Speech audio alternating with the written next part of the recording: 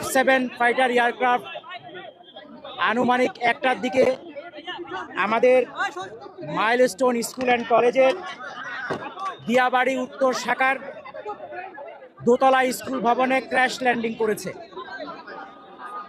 এই দুতলা ভবনটিতে প্রথম তলায় ছিল তৃতীয় শ্রেণী ও চতুর্থ শ্রেণীর বাচ্চাদের ক্লাস, দ্বিতীয় তলায় ছিল দ্বিতীয় শ্রেণী ও পঞ্চম শ্রেণীদের ক্লাস, এবং তার সাথে ছিল প্রিন্সিপালের অফিস, মিটিং রুম এবং একটা কোচিংয়ের ক্লাস চলমান ছিল।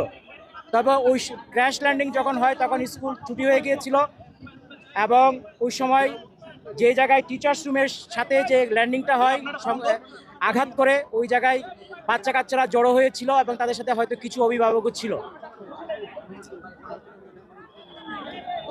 আমরা fire service and civil defence crash landing হয়েছে আনুমানিক 1টার দিকে, 1:08 মধ্যে আমরা খবর পাই এবং আমাদের 1:22 মধ্যে দ্রুত আমাদের এখানে ইউনিট পৌঁছে যায় এবং উদ্ধার কার্যক্রম শুরু করে। আমাদের মোট 9টা ইউনিট এখানে কার্যক্রম করেছে। বর্তমানে আগুন সম্পূর্ণ নির্বাপন অবস্থায় আছে এবং আমরা উদ্ধার কার্যক্রম চালাচ্ছি। উদ্ধার কার্যক্রম একটু আগে আপনারা দেখেছেন, ক্রেন নিয়ে যাওয়া হয়েছে এয়ারক্রাফটের পিছনের যে ফিউজিলাস বলে ওই অংশটাকে টেনে বের করার জন্য। ওটা বের করার পর ফাইনালি সার্চ করলে আর কোনো ডেড বডি আছে কিনা সেটা আমরা জানতে পারবো।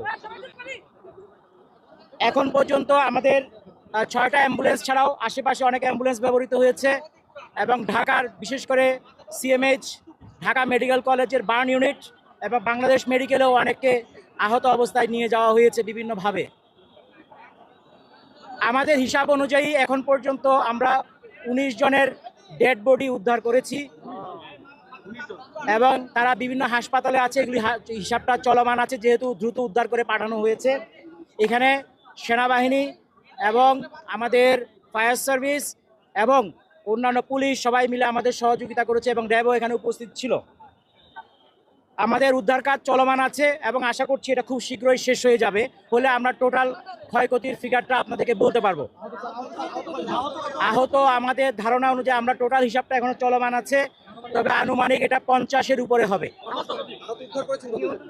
এই যে আহতদের কথাই বলছি, আহত উদ্ধার, নিহত আমাদের হিসাব অনুযায়ী এখন পর্যন্ত 19, আর আহত বাংলাদেশ মেডিকেল এবং ঢাকা বার্ন ইউনিটে এবং অন্য জায়গায় থাকতে পারে, আমরা খোঁজ খবর করছি। এটা 50-এর উপরে হবে মনে হয়। নিহতের সংখ্যা 19,